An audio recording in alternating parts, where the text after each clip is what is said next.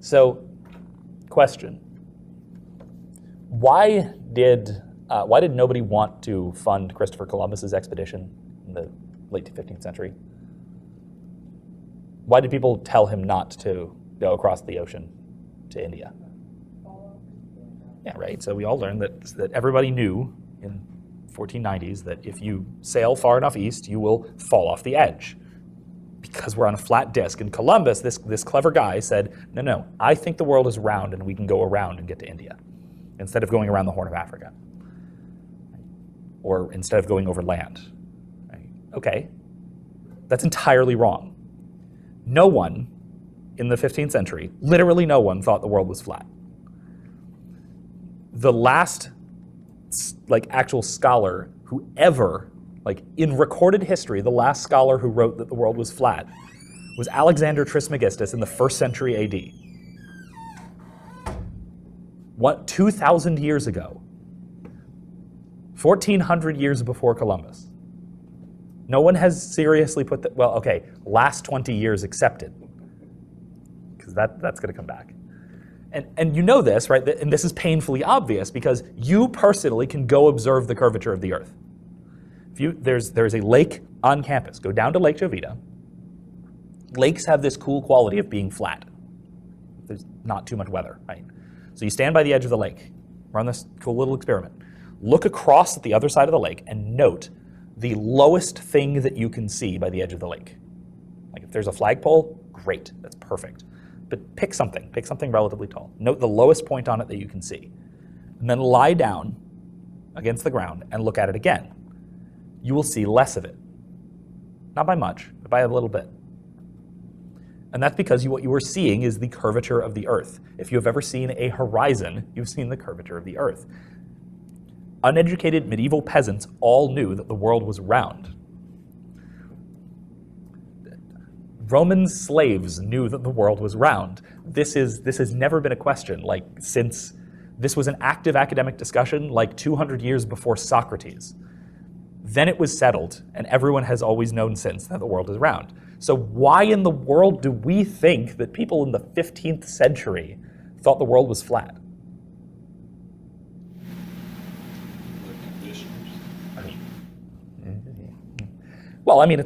It's a propaganda thing. Because we learned it in early education for reasons that neither we nor our teachers even have any idea about. I do because I've studied the history of the phenomenon because I find this utterly fascinating. I find it utterly fascinating when people have obviously false ideas because the question of why arises, right? So part of the reason for this was the propagation of what's called the Dark Ages myth. The Dark Ages myth is the myth that there was what we call a Dark Age, where there was a significant loss of knowledge roughly between 500 and 1500. This was invented from whole cloth in the early 19th century, so less than 200 years ago, by some English and American scholars who had a chip on their shoulder about the Catholic Church. They were Anglican Episcopalian and wanted to say that there was this age of unreason that happened. And then the Renaissance happened and everyone started thinking again. I'm oversimplifying. But this was the trend in academia for 100 years. And it's still the trend in elementary schools because they lag behind higher education in terms of how to teach stuff. So we all learned in history class in I don't know, 2nd grade or whatever, that everybody thought the world was flat, and then explorers started sailing over the ocean and then realized, oh, wow, it's round. The real reason everyone told Columbus not to sail across the ocean to get to India was because they thought it was too far, and they were right.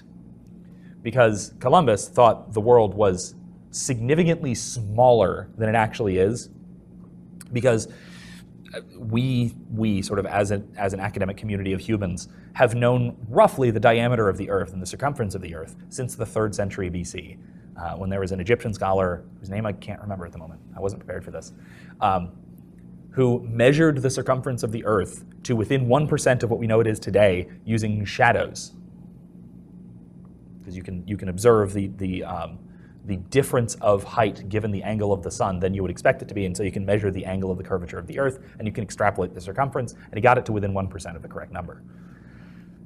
Columbus thought, that can't be right. There's no way. It's got to be shorter than that. Because, it's just got to be, right? And so he decides he's going to sail across the ocean and would have died if he hadn't run into a continent. Because he would have starved, because he didn't have supplies to get that far. So that's why nobody wanted to fund him, yeah. Sailed the complete opposite way. Oh, he's trying to get to India, and he probably would have. Like, if you extrapolate a line going from Spain through the Caribbean, where he managed to find land, if you keep that line going, he would have probably hit the southern tip of India. He had that part right, somehow. But what he didn't have right was the sheer distance involved.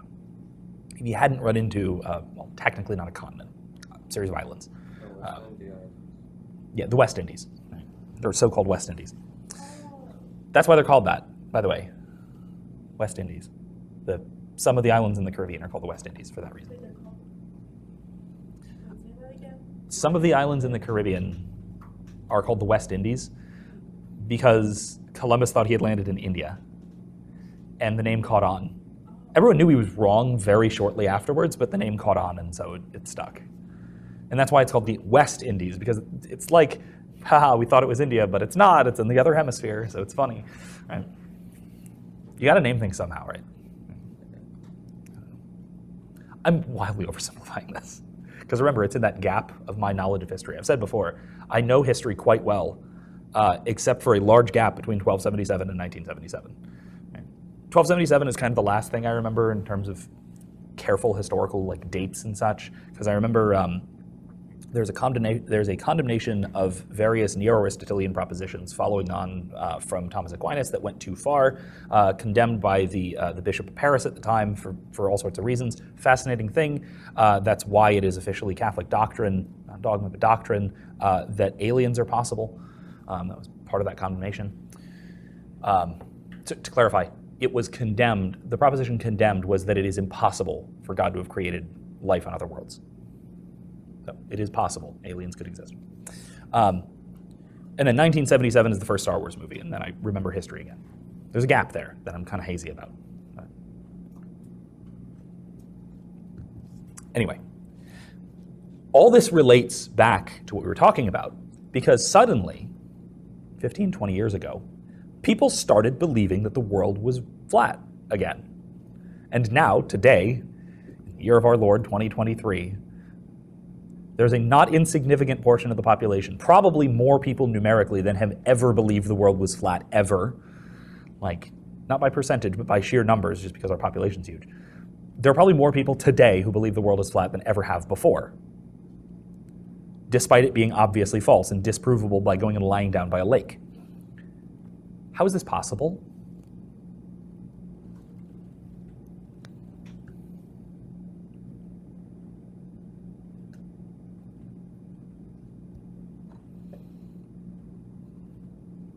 How did so many of us get so dumb so suddenly? Like conditioners. I wouldn't actually blame them this time. Good guess, though. Good guess.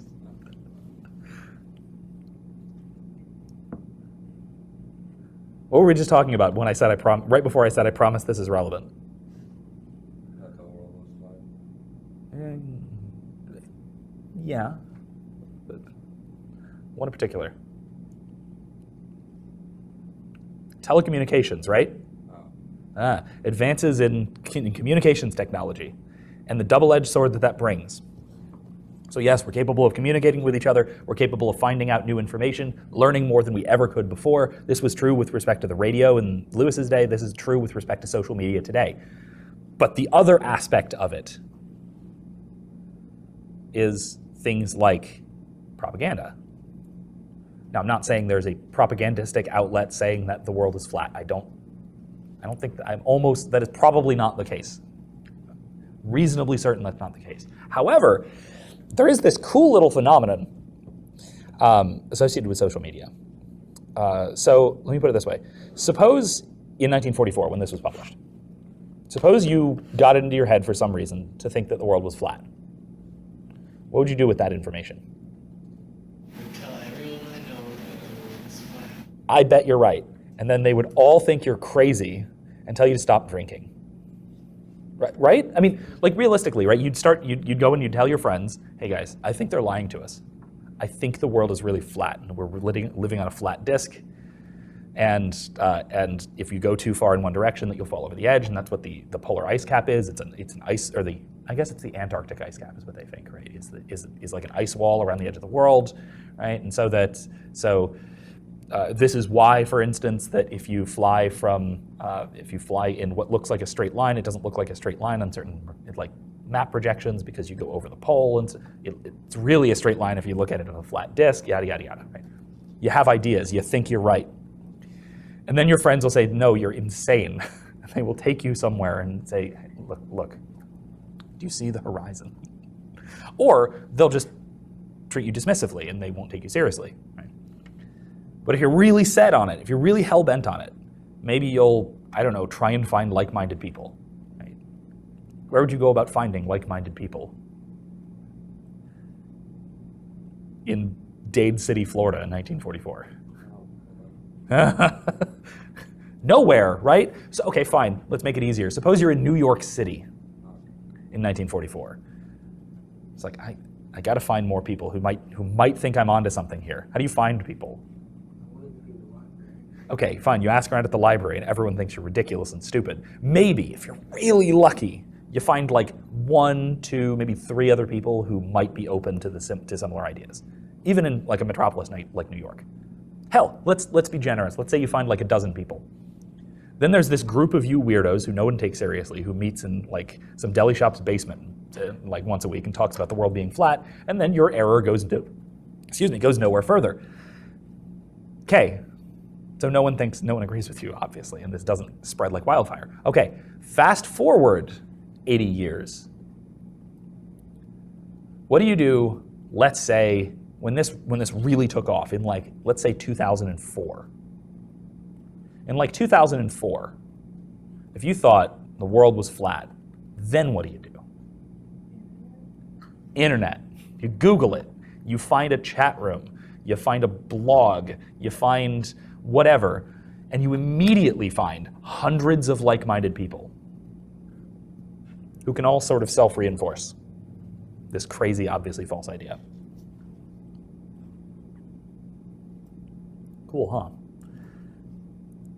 The reason for this is because now instead of finding people to talk to who are just organically around you, you have constructed your own artificial community who are all a community because of a particular error that they share, and so nobody's going to be there to correct the error, right?